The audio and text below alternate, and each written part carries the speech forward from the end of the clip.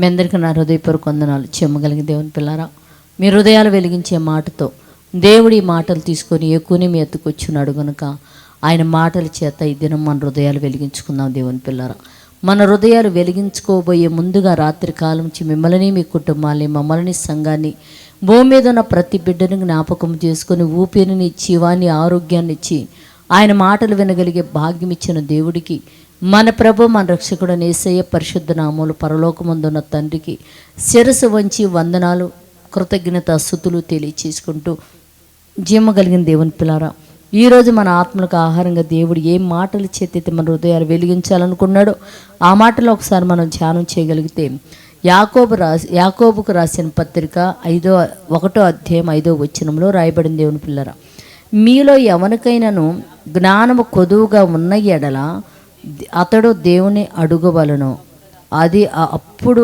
అది అతనికి అనుగ్రహింపబడును అన్నాడు. అంటే మన కుటుంబాల్లో మనం చూడండి, జ్ఞానము కొదువుగా ఉండి కొంచెం అమాయకత్వంగా ఉంటే మనం భయపడతాం, దిగులు పడుతుంటాం దేవుని పిల్లలు. అలాగనే మనకు కూడా ఎవరికైనా సరే జ్ఞానము సరైనదిగా లేకుండా జ్ఞానము కొదువుగా ఉంటే అతడు దేవుడిని కానీ అడిగితే ధారాళంగా దేవుడు దయచేస్తాడు అని చెప్తున్నాడు దేవుని పిల్లలు. కనుక కుటుంబంలో ఎవరికైనా బిడ్డలకి జ్ఞానము కొదువుగా ఉన్న ఎడల, మీకు కొదువుగా ఉన్న ఎడల దేవుడి దగ్గర కానీ మీరు మొరపెట్టగలిగితే ఆయన మనం ఈ లోకంలో ఎలా ఉండాలా, దేవుని కోసం ఎలా బ్రతకాలా, బంధువులతో ఎలా ఉండాలా, ఇరుగు పొరుగు వారితో ఎలా ఉండాలని చెప్పేసి అట్టి జ్ఞానం జీవగలిగిన యెహోవా నేనే ఇస్తానని చెప్తున్నాడు. కనుక మరి జ్ఞానం ఎంతమందికి అయితే కొదువుగా ఉందో వారందరూ మంచి జ్ఞానం పొందినట్లు ప్రార్థన చేద్దాం.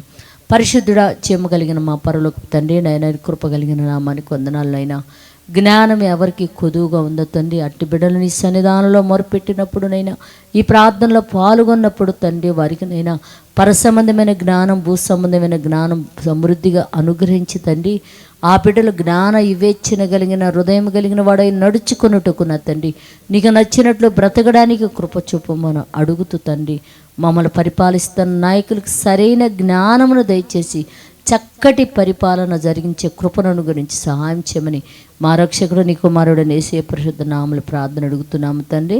ఆమెన్. మీ అందరికీ నా హృదయపూర్వక వందనములు, ధన్యవాదాలు.